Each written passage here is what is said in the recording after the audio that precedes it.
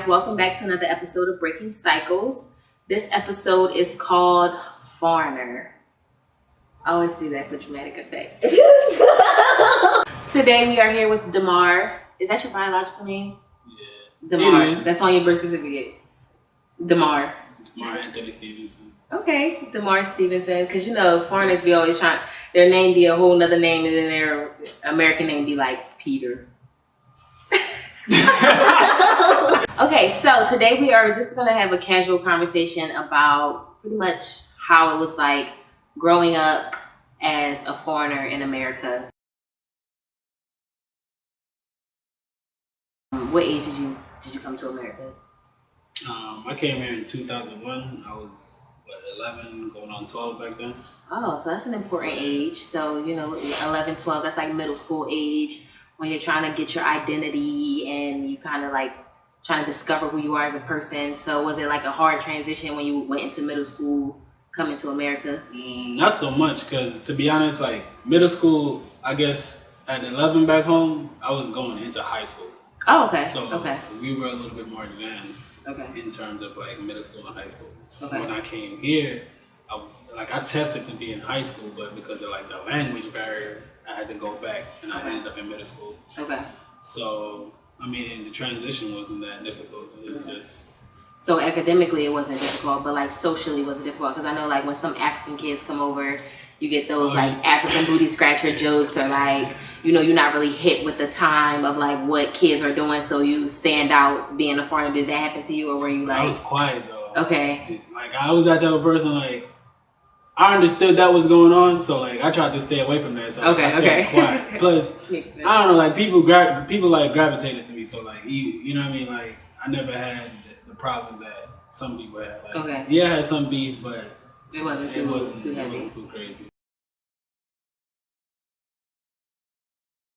And then once you got into high school, do you feel like you still embraced your culture, or were you one of those people who was like, okay, once you got to America, you kind of just like push your culture to the side?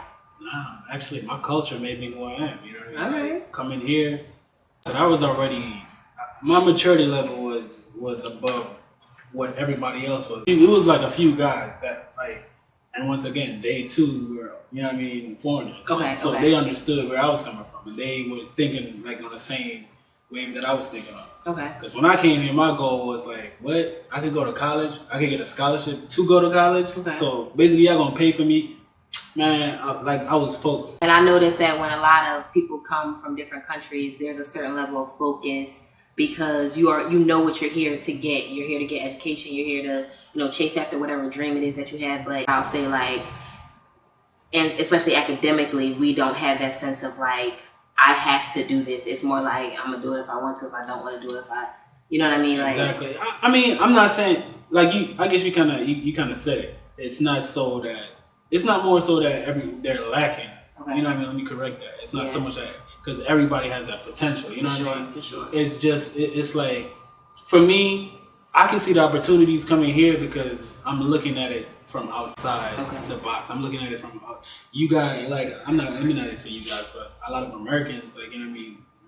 You're already inside the society, so you don't see certain things. Yeah. And that's not everyone, because the people that's grinding and that's successful, they see that. They see the difference. For sure. And that's why they make those moves. But as a foreigner, that's why foreigners are so, like, you know what I mean, I'll say proactive. It's because, like, you know what I mean, you're coming from a society that's so lacking, and then you come here and you see so many opportunities. Yeah. You know, all you can do is just, you know what I mean, just be motivated. Yeah, yeah. And that makes a lot of sense. Good way to break it down. I guess my question is, do you feel like your culture has ever been a disadvantage to you in any way, shape, or form, if you can think from the time you got here up until now? Like, yeah, I guess a little bit. How so? You know what I mean?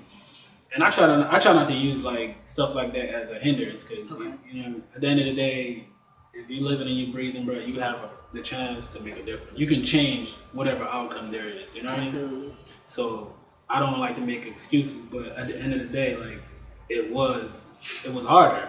I'll say that it was harder. Okay. So there was a point, like the language barrier that you were talking about earlier. Like there was one point when I first came, I had a strong accent. You know what I mean? That in itself is a problem because people looking at you differently when you're talking. Sure. You know what I mean? And then just outside of just the social realm, it's like applying for work and stuff like that. There was always that struggle. For sure. So there was a point where I had to like, you know what I mean, like really focus on fixing my speech. And not so much fixing it like something wrong with my language or anything, but you gotta adapt sometimes. You know Absolutely. What I mean? So like I can talk to you like how I'm talking to you now, and then I can switch. You know what I mean? So like my culture is still there. Yeah. So like right now, me can't talk. I'm gonna start talk patois. You know what I mean? So I got you. You gotta learn to adapt. Yeah, for sure. So. And it's really like that because, you know, as people who have been watching the show, I'm from the hood, so, you know, Ebonics is naturally in my language. There has been times when I was in high school, I went to a private high school, all white high school pretty much, and there were some of my peers who were told by our mentors and our teachers that we had to watch how we say certain things. And, you know, at one point in time, some of us had the mentality that, like, you know, what you mean? Like, we can talk how we talk and still be good. But it's a certain level of professionalism that comes with certain settings that you have to be prepared for. Because, for example, if you are in an interview setting and you're saying some like slang word, that's going to be recognizable by somebody who understands the word. But if it's a corporate person, most likely what it's going to be when you're hired, like trying to apply for a job or trying to apply for school, it's likely going to be a corporate person who you need to be able to articulate words to. Exactly. So if you're going into an interview like, well, my name is Naja, and at the end of the day, my goal is to really just get to this money. Like, I'm not trying, like, if I'm in an interview and I'm talking like that, it's 9 times out of 10, I'm not going to get the job. So adaptability is across all cultures. And despite the fact that a lot of people really believe that Black people in America, Black Americans don't have a culture, we have a culture that is pretty much what I would define as unidentified culture, which is like social norms that go along with being a Black American. And so we also have to adapt when it comes to America, because America is not a Black America. You know what I mean? Despite the fact that all this Black Lives Matter and these movements towards, you know, bringing Black culture to the forefront are happening, the reality is America is run by the white man. And so we have to be able to infiltrate ourselves into these systems in a way that is adaptable to that culture if we want to gain some sort of control or power, understanding of what's really going on in the world. I'll be telling people every day, you know what I mean? Like, you can't sit here playing a victim every day, bro. Like, for sure. You know what I mean? Like, at some point in time, you gotta take control over what you can have control over. You know what I mean? Which is pretty much everything. You have control over how your life plans out. You might not be able to control the environment that you're in. You might not be able to control the things that are happening around you, but you can control how you view everything that's happening to you. And I really like how you said, you know, you don't look at things that were challenges to you as a hindrance, but more like a motivation factor to educate yourself and do better. You know, you weren't trying to eliminate your culture. You just want to be able to speak in the interview and get that damn job. Like, that's the whole point. So, you know, there are solutions to all problems. And if we spend more time focusing on solutions, we can get to them. But if we keep focusing on the problems, more problems are going to come. And then we're going to just keep talking about those problems on top of the problems on top of the problems. And then no solutions are ever going to be. Negativity breeds negativity. I'm telling you. You know what I mean? Like, it's just like, even, you know what I mean, even like in my work life, you know, it's a thing where I'm the type of person whenever I, you know what I mean, I come across a problem or someone else come across a problem, my first thing isn't to be like, oh yeah, it's this person's fault, or, you know what I mean, whenever you encounter a problem, your first thing should be, alright, the problem is already here, how can we fix it? You know what I mean? That's how you gotta approach life too, it's like, shit is gonna go wrong. Absolutely. You feel me? You can't dwell on that. You just gotta be like, okay, this is the situation. What's next? You know what I mean? How can you improve on that? Yeah. And that's just kind of been my mentality. And I feel like, you know what I mean, going back to the foreigner thing, I feel like there's a stronger sentiment there because we have, you know what I mean, it's just that drive, that motivation to do better. Like, sure. You know what I mean? You coming from a third world country, bro, like, where you don't know when you're gonna eat, walking around bare feet, like, shit is real, you know what I mean? Like, it's real. So when you come here and you see all these opportunities, yo, like, you really gotta make that effort, man, and like really push to try and be successful to some degree. Yeah. I definitely feel like because luxury is so accessible to us, like for example, just things like candy. You know what I'm saying? Like that's just the most basic, like that's a basic thing. You go into any 7-Eleven, any poppy store, you get some candy. When you are in foreign countries, you know, you're not going to no corner store and grabbing no Werther's original. Like candy was like a delicacy. All right, put it this way. Let me show you this here, right? Like my coworker brought in some candy the other day, and she was just like, yeah, she buys it in bulk for her kids. And I'm like, cool. She was like, but they don't like to eat it. And I'm looking at that shit, and I'm like, oh, excuse my language. I'm looking back, right? I'm looking at the bag, and I'm like, yo, this is some candy that back in the day, yo, if I got this, I was good. You couldn't tell me nothing. Exactly. But you have kids over here getting it in a bulk, and they don't want to eat it. I'm like, dang. And that goes for like food. That's food. Like there are so many, and I find myself like catching myself being wasteful sometimes. You know, it's just like I don't want that. Yeah. And it's like I spent my money on that. First of all, that's first and foremost. I'm spending my money on it, and I'm not finishing what I spent my money on. So I'm being wasteful monetarily. And then food wise, it's like there are people out here who can't eat, who don't have access to food, and I'm willing to throw a half a chicken cheesesteak away if the bread is too soggy. You know what I'm saying? Instead of like trying to find a solution and be like, oh, instead of putting it in the microwave, let me put it in the oven so I can actually, it can be good, but I don't waste my money. You know what I'm saying? So it's like, I'm trying to adapt myself to the idea of being a minimalist in a way so that I can have an appreciation for the luxuries of things, but also, you know, really just looking at the fact that I've seen firsthand, like I traveled to Haiti when I was in high school, and we did like a service trip to basically build a connection between 2 different schools and, you know, help give them resources, build houses and stuff like that. Mm-hmm. And, you know, the sense of like pure innocence and joy that they had with having nothing. Like a lot of these people, I was taking pictures of some people and I would show them the camera, and one lady just bust out into tears. And it was like she hadn't seen herself in so long. Exactly. She didn't own a mirror. Yeah. So it's like, you know, there are like those small luxuries. We have the capabilities to take selfies and to look at ourselves in the mirror and to go in the house and turn on air conditioners and stuff like that. And it's like those are like basic things to people. Like even people from the hood who have nothing, like having a cell phone is like, you have to have a cell phone. You have to have brand new whatever hot sneakers are out now. I don't know, Air Maxes. I don't know what's hot now, but you have to have that on the first day of school, and you have to. And it's like those things are embedded into our society for what? Because most of these people who are spending money on these things don't own houses, don't own cars. Because I'm not saying having a car payment. I'm saying own cars. Don't own any type of businesses, any type of anything that's going to perpetrate money for future generations. And that is something that is also systematically different about what I've noticed in my experience, systematically different about foreigners as well. That idea of ownership is more potent in foreigners than it is in the American people, because we have this sort of mentality of being obsessed with like things. I'm gonna tell you where that comes from. Like, so from even if you go to like third world countries, you'll notice that it's not just Jamaica, but it's any third world country that you go to. People back home, they own the land that they have. You know what I mean? Like, it's different here where people rent, and back home in third world countries, people actually own the land they have, and then they build whatever they want on that land. So there's always that ownership. Like everything that you have back in the third world country, like it's yours. Like, you know what I mean? In some way, form, or shape, you work for that. Yeah. Because you don't have the luxuries that you have here where you can just go rent stuff, or somebody's just gonna give you something and then you can, you know what I mean? Like you don't have those luxuries. Yep. So when we come here, it's that same, you know what I mean? We have that same drive towards ownership, but it's on a much larger scale. Absolutely. Now because we have all these other opportunities to build on. You see what I'm saying? Yep.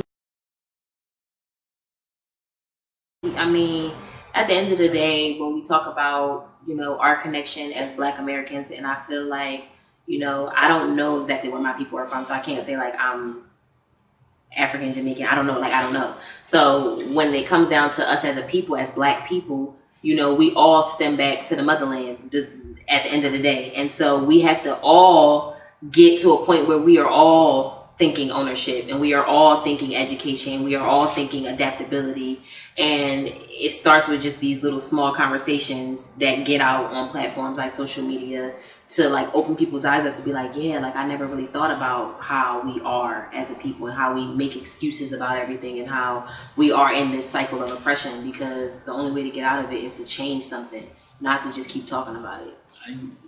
You just said it. Like, you know what I mean? This whole time you've been speaking, you know, the key word that you've been saying is all. And that's something that I feel like, especially in the black community here, you don't see that. You know, you don't see people like you don't see the people in the black community trying to like work together. Like, sure. How many other communities out there that you see where you look at it, the Asian, the Spanish, the white community, like how many other communities do you see where they're spending outside of their community? Yeah. They're not.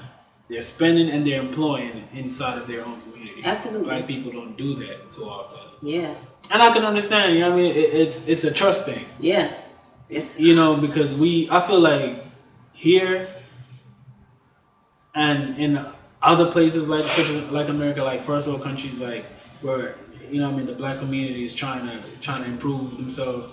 Like we keep fighting against each other. I don't understand why it's like we call it a crab in a barrel system. You know what I mean? Well, clearly you're reading the notes in my head because I was going to mention that. It's like, you know what I mean? We're trying to reach the top by climbing on top of the same people that's right next to us. You know what I mean? Yeah.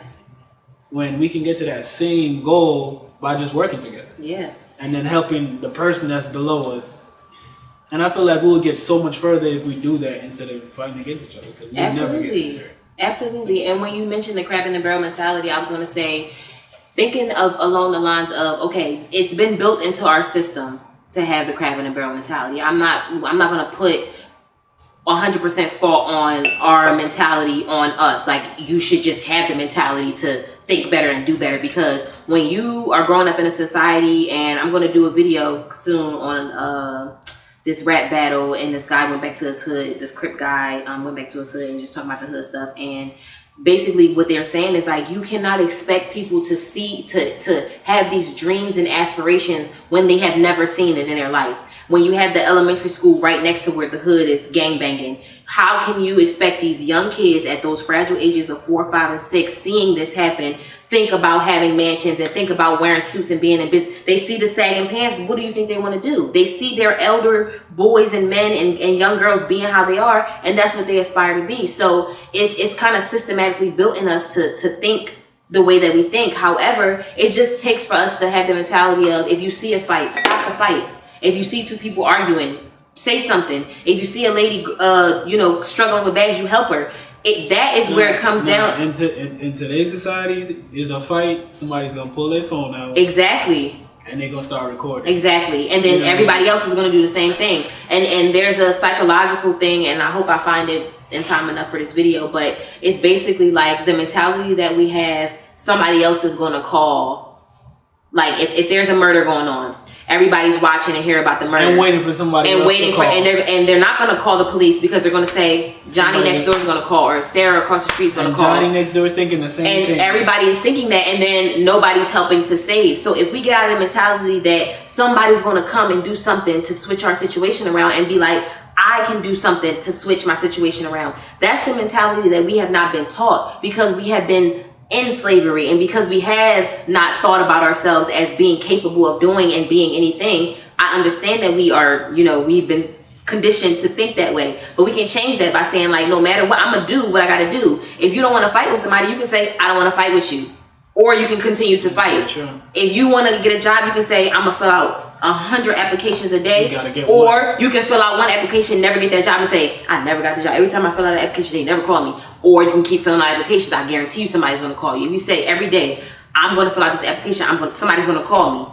Somebody's going to call you. Laws of attraction and believing something and seeing it and picturing it in your head, that stuff is real. You can really manifest your life. Like, I say that all the time though. Like, you have to put out the type of energy that you want to return. Absolutely. You see what I'm saying? So absolutely. If you want to be successful, you have to grind. You have to put out that successful energy. Like, Facts. you have to put out that energy. You have to put out that work. You know what I mean?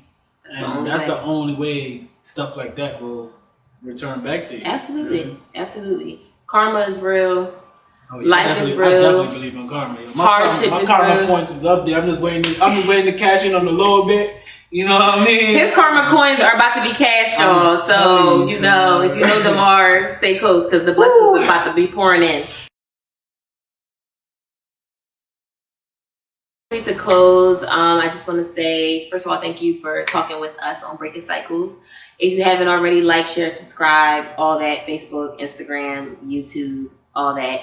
But Instagram at the moment. Instagram is distracting, but I had to turn mine off. That's understandable. Sometimes, listen, you gotta delete the app. Delete the app when you need to focus. When you gotta study. When you know you've been on there too much. If you have an iPhone, there's a thing on there that has screen time. You can limit your screen time on the app.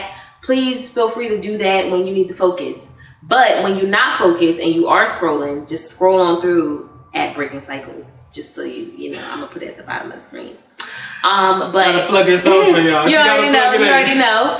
And I just want to say that if you are watching this video, that you really do have the power to dictate how your life goes. At the end of the day, I'm just a regular person who has been blessed enough to have this opportunity to share life and people's story on this platform. And that did not come from any extraordinary efforts. It's just all about thinking it, wanting it, believing it, and then putting in the work to get it. And anything that you want can be achievable. Whether that means you want to be the president, whether that means you want to be, you know, a millionaire, you want to own land, you want to have a business, you can do anything you set your mind to. Don't fall into that victimization and that mind of victimization, because you will not succeed with that mindset, whether you're a foreigner or American person. Well spoken. And say after that. We all foreign, but I'm definitely the foreignest of all foreign, and I just want to say that, like, I be spitting them languages, like I'm like multilingual. Like I be signing, okay. I be signing, you know. I speak patois a little bit. I don't really speak it, but I understand it a little bit. You know, that Yoruba be coming out, you know, that broken English, you know, that Espanol, you know what I'm saying? Espanol. Yeah, that Espanol be coming out, you know. 2 years of middle school Spanish. Don't do it. I did 4 years in high school. And mi Espanol es más o menos. So, you know, mi hablo Espanol un poquito. Don't play with me. All right. Anyway, peace and love, share, like, all that good stuff. Bless.